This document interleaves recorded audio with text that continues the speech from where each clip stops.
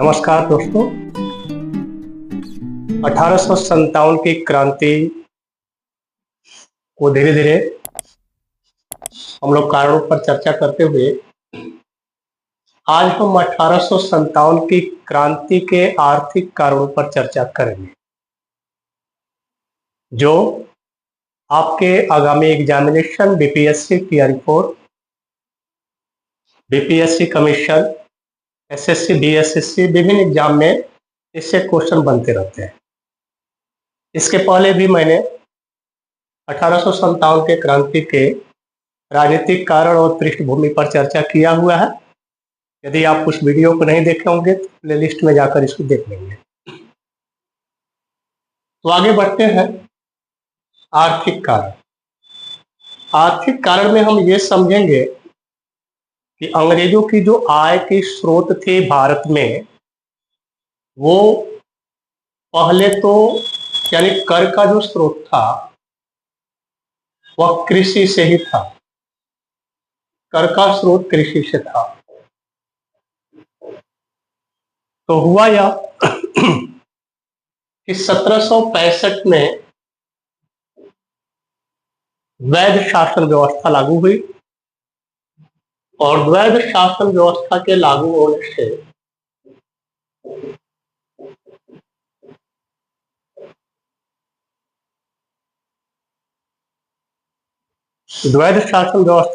होने से अंग्रेजों को भारत में बंगाल, बिहार और उड़ीसा की दीवानी का अधिकार प्राप्त हो गया। द्वैध शासन व्यवस्था से बंगाल, बिहार और उड़ीसा की दीवानी प्राप्त हो गया। इससे वे कर वसूल सकते थे, कर ले सकते थे। अब जो पहले का जो कर प्रणाली था उसमें कई दोष थे। वारेन हेस्टिंग्स आया या ईआईसी जैसे जैसे भारत में अपने शासन साम्राज्य को फैला रहे थे, उसके खर्च भी बढ़ रहे थे और खर्च को मेंटेनेंस करने के लिए जरूरी था कि एक अच्छा प्रकार का कर भी लगाया जाए। अंग्रेजों की दृष्टि में उन्होंने पुराने सिस्टम को हटा करके अब कर वसूलने की जिम्मेदारी ईआईसी ने 1772 में जो वारेन हेस्टिंग्स था वह द्वैध शासन व्यवस्था को खत्म कर दिया और कर वसूलने की जो जिम्मेदारी आई वह ईआईसी के हाथों में आ गई। रिपीट कर देते हैं। 1765 में द्वैध शासन व्यवस्था लागू हुई और इस शासन व्यवस्था से अंग्रेजों को, ईआईसी को बंगाल, बिहार और उड़ीसा की दीवानी प्राप्त हुई और इस तरह से वे कर वसूलते थे किसानों के द्वारा। लेकिन जैसे जैसे ब्रिटिश साम्राज्य अंग्रेजों की खर्च बढ़ते चली गई, वैसे वैसे उनको लगा कि अब कर प्रणाली में भी संशोधन करने चाहिए।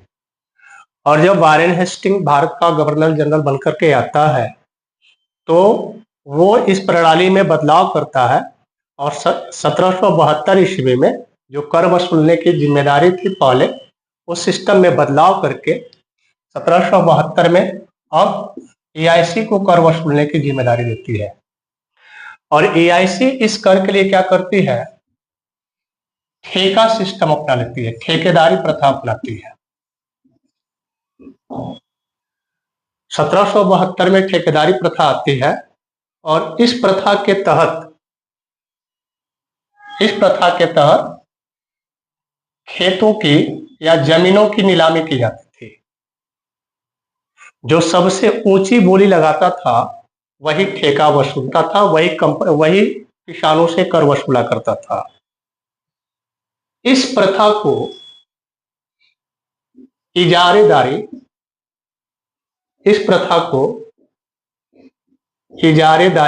प्रथा के नाम से जाना जाता है। इस प्रथा में ठेकेदारी चलती थी। जो सबसे ऊंची बोली लगाता था उसी को कर वसूलने का अधिकार प्राप्त था। ध्यान रहे, इस व्यवस्था में जो जमींदार थे वे इसमें सम्मिलित नहीं थे, जमींदार इसमें सम्मिलित नहीं थे। और यह जो व्यवस्था थी 5 वर्षों के लिए चलाई गई थी। इजारेदारी व्यवस्था 5 वर्षों के लिए चलाई गई थी।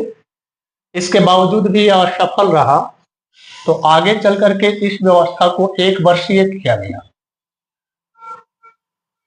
क्योंकि इस व्यवस्था में जमींदार जो है टैक्स नहीं वसूला करते थे, और किसानों से टैक्स वसूलने का जो नीति था वे जमींदार अच्छी तरह से जानते थे। इस तरह से यह जो व्यवस्था रही आगे चल करके असफल हो गई। 1765 में द्वैध शासन व्यवस्था, 1772 में वारेन हेस्टिंग के द्वारा इजारेदारी प्रथा, जिसके तहत EIC ने ठेकेदारी प्रथा के तहत कर वसूलने की जिम्मेदारी ठेकेदारों को दिया। कितने वर्षों के लिए? 5 वर्षों के लिए। आगे चल करके 1777 में इसे घटाया गया 1 वर्षों के लिए। यह असफल रहा। क्यों असफल रहा? क्योंकि इसमें जमींदार सम्मिलित नहीं थे। यह भी ध्यान रखना है कि यह मुख्य रूप से बंगाल में लागू हुई थी।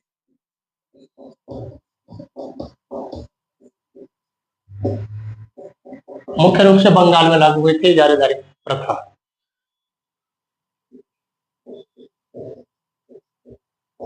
इजारेदारी को ही ठेकेदारी प्रथा के नाम से जानते हैं। बंगाल में मुख्य रूप से लागू हुए थे। इसमें कई कमी थे, दोष थे। इससे भी अंग्रेजों के जो आय थे वे बढ़े नहीं, क्योंकि इसमें ये तय नहीं था कि कितना कर लेना है, कब तक लेना है, ये क्लियर नहीं था। इसलिए यह व्यवस्था असफल रही थी।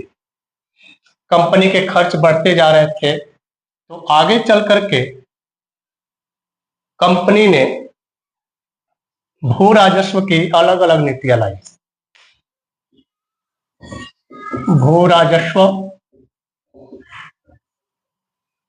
की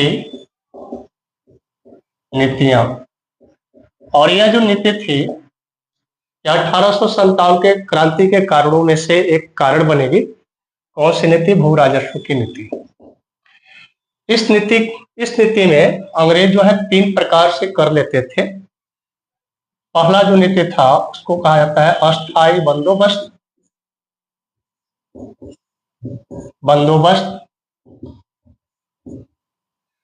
दूसरा रैयतवाड़ी,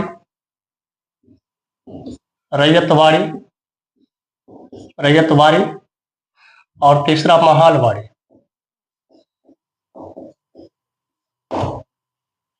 3 तरह के सिस्टम चले थे।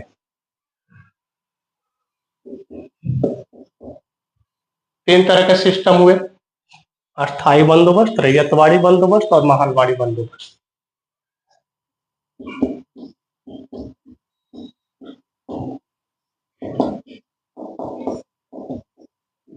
ये 3 सिस्टम से 3 तरीके से अंग्रेज जो है कर लेने का काम शुरू किए थे।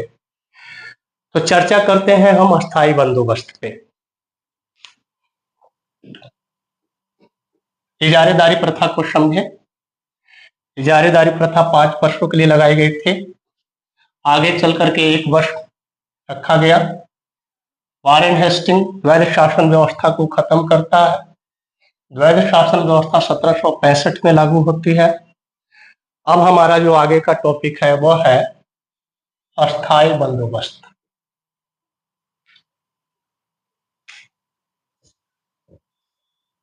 स्थायी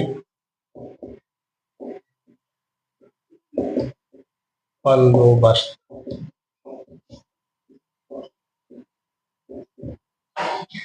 इसको इस्तमरारी बंदोबस्त के नाम से भी जाना जाता है, सूर्यास्त के नियम के नाम से भी जाना जाता है। कौन कौन? इस्तमरारी, सूर्यास्त के नियम और अस्थाई बंदोबस्त के नाम से भी जाना जाता है। तो आपको पता होगा 1786 से लेकर के 1793 ईस्वी तक भारत का जो गवर्नर जनरल था वह लॉर्ड कॉर्नवालिस था। 1783 से 86 से 1793 भारत का जो गवर्नर जनरल था वो लॉर्ड कॉर्नवालिस था। Lord Cornwallis.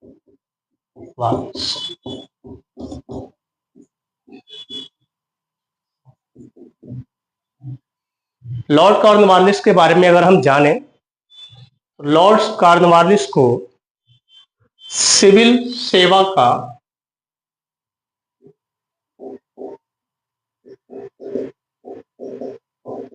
जनक माना जाता है या नागरिक सेवा का जनक माना जाता है।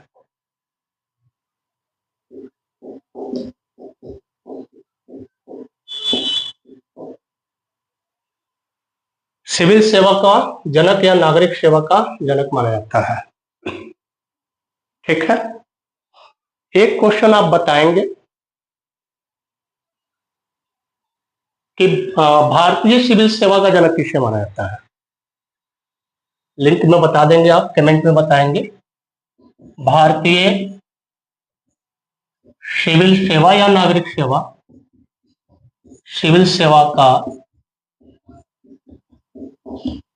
जनक कौन है, इसे बताएंगे। एक और क्वेश्चन मैं आप लोग के लिए दे देता हूं।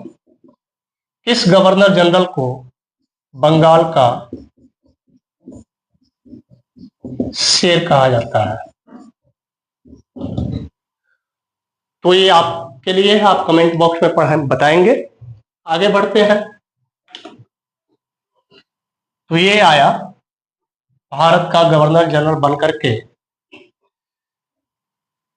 तो इसके ऊपर कंपनी का प्रेशर था, क्योंकि इसके पहले जो इजारीदारी सिस्टम था, ठेकेदारी व्यवस्था थी, इससे कंपनी को विशेष लाभ नहीं हो रहे थे। इसके ऊपर कंपनी का प्रेशर था, आदेश था कि आप एक ऐसा सिस्टम अपनाएं जिससे हमारी इनकम बढ़े, या जो टैक्स है उसे अस्थायी ही कर दिया जाए। तो कंपनी के डायरेक्टरों का, अब कंपनी के डायरेक्टर कौन थे? कंपनी के डायरेक्टर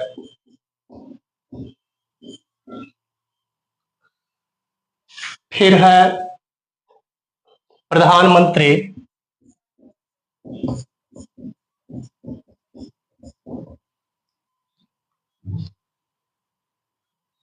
और बोर्ड ऑफ कंट्रोल।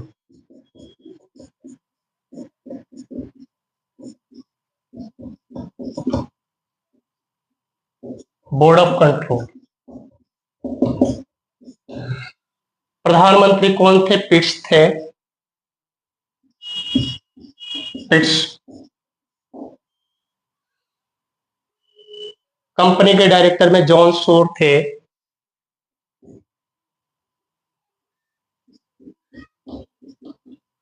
जॉन सोर।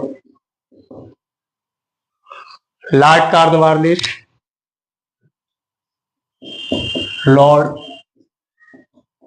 कॉर्नवालिस,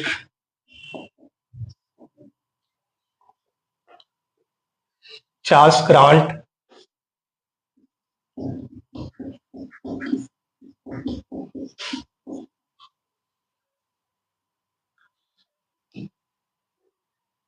और बोर्ड ऑफ कंट्रोल के सभापति, बोर्ड ऑफ कंट्रोल के सभापति डंडार्ट। तो इसको ध्यान से समझेंगे। तो जब भारत में ये गवर्नर जनरल बनकर के आता है, कब? 1786 से 1793 तक इसका शासनकाल रहता है। इस पर इन व्यक्तियों का, इनका प्रेशर रहता है कि जो पुराने सिस्टम जो चल रही है कर वसूलने का, इसमें थोड़ा बदलाव किया जाए, या हो सके तो अस्थायी कर दिया जाए। और इस रूप में मैंने कुछ इंपॉर्टेंट बिंदुओं को पॉइंट आउट किया हुआ है, जिसे आप ध्यान में रखेंगे। जैसे कंपनी के डायरेक्टर उस समय कौन थे? तो जॉन सोर था, लॉर्ड कॉर्नवालिस थे, चार्ल्स ग्रांट थे। प्रधानमंत्री कौन थे? पिट्स थे। और बोर्ड ऑफ कंट्रोल के सभापति डंडार्ट थे। इन लोगों का प्रेशर था कि इसमें व्यवस्था में चेंज किया जाए और अस्थायी व्यवस्था को लाया जाए। क्योंकि जॉन सोर जो है ज्यादा दबाव दिया था, प्रयास किया था, इसलिए अस्थायी बंदोबस्त को जॉन सोर मॉडल के नाम से भी जाना जाता है। कौन मॉडल? जॉन सोर मॉडल। तो शुरू में यह प्रॉब्लम था कि शुरू में समस्या थी, इन लोगों के बीच सहमति नहीं बन रही थी, तीनों के बीच सहमति नहीं बन रही थी कि किस पर लगाया जाए कर, कितना लगाया जाए कर, कब तक के लिए लगाया जाए कर, तो यह सहमति नहीं बन रही थी। आगे चल करके इन लोगों में सहमति हुआ और 1790 ईस्वी में इनके बीच समझौता हुआ कि ये जो कर वसूलने की रिस्पॉन्सिबिलिटी होगी, जिम्मेदारी होगी, अस्थायी बंदोबस्त की जो प्रक्रिया होगी, हम जमींदारों के साथ करेंगे। किसके साथ करेंगे? जमींदारों के साथ। 1790 में लोगों में सहमति बन गया कि जमींदारों के साथ जो है हम अस्थायी बंदोबस्त लगाएंगे। जमींदार कितने वर्षों के लिए? तो शुरू में 10 वर्षों के लिए रखा गया, लेकिन 22 मार्च 1793 ईस्वी को, 22 मार्च ध्यान में रखेंगे, सहमति कब बनी? 1790 में। कितने वर्षों के लिए था? तो 10 वर्षों के लिए। लेकिन 22 मार्च 1793 ईस्वी में इसमें थोड़ा सा चेंजिंग किया गया और इसे अस्थायी कर दिया गया।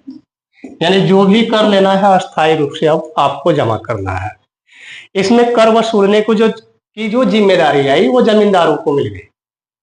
इस तरह से जमींदार धीरे धीरे धनी होते चले गए, उनके पास संपत्ति बढ़ते चली गई और जो किसान थे वे गरीब के गरीब होते चले गए। कुछ जमींदार शहरों में रहने लगे अच्छे हैसियत से। इस तरह से यह जो प्रक्रिया थी, कुल भारत के क्षेत्रफल में 19% भाग पे लगाया गया था। भारत में कितने प्रतिशत? 19% पे लगाया गया था। कहां कहां लगे थे ये बंदोबस्त, कहां कहां लगा हुआ था? ये प्रक्रिया आपको अस्थायी बंदोबस्त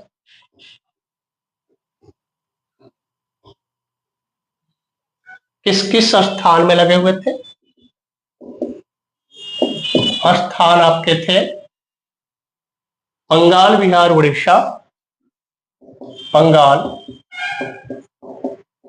बिहार, उड़ीसा, उत्तर प्रदेश, उत्तर प्रदेश में बनारस, यूपी में बनारस तथा कर्नाटक में लगाया गया। रिपीट कर देते हैं। अस्थायी बंदोबस्त शुरू में 10 वर्षों के लिए 1790 में, आगे चल करके 1793 में इसे परमानेंट कर दिया गया। इसी को परमानेंट सेटलमेंट सिस्टम के नाम से भी जानते हैं, जिसके जो जनक है लॉर्ड कॉर्नवालिस है। कहाँ लागू हुआ?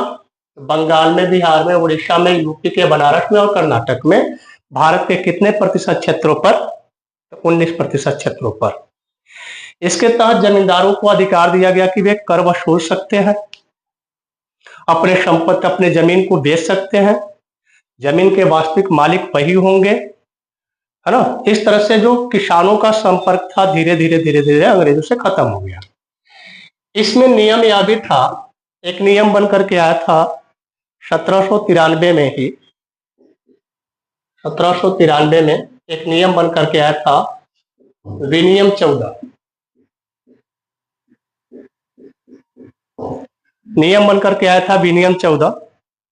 इसके तहत नियम लगाया गया था कि यदि कर निश्चित टाइम के सूर्यास्त के पहले नहीं दिया गया, इसमें नियम लगाया गया था कि यदि निश्चित कर सूर्यास्त के पहले नहीं दिया जाता है तो जमींदार की भूमि छीन ली जाएगी या नीलाम कर दी जाएगी।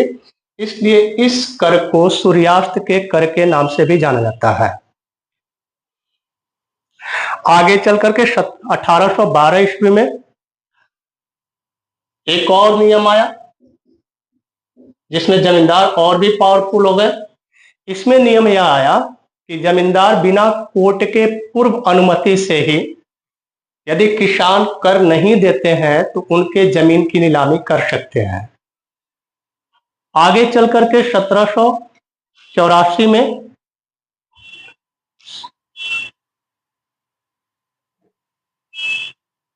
1784 में पिट्स इंडिया एक्ट आया था। Pitt's India act.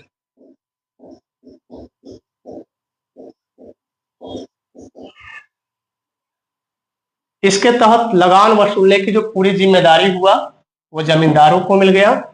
और 1812 में नियम आया कि यदि कोई किसान कर नहीं देता है या जमींदार कोई कर नहीं देता है तो उनके जमीन की नीलामी कर दी जाएगी। तो ये आपका है अस्थायी बंदोबस्त, जिसे लॉर्ड कॉर्नवालिस ने लगाया था, जो आपके बंगाल, बिहार, उड़ीसा, बनारस और कर्नाटक में लगाए गए थे। 1793 में विनियम 14 के तहत यह तय किया गया कि यदि कोई किसान, जमींदार यदि भूमि क्या करते हैं, यदि कर समय से पूरा नहीं करते हैं यानी सूर्यास्त के पहले नहीं देते हैं तो उनकी जमीन छीन ली जाएगी। इस प्रकार यह अस्थायी बंदोबस्त समाप्त होता है। अगले टॉपिक में हम लोग पढ़ेंगे महालवाड़ी व्यवस्था, रैयतवाड़ी व्यवस्था। तब तक के लिए जय हिंद, जय भारत। यदि वीडियो अच्छी लगी तो लाइक, सब्सक्राइब या शेयर करना ना भूलेंगे। Thank you.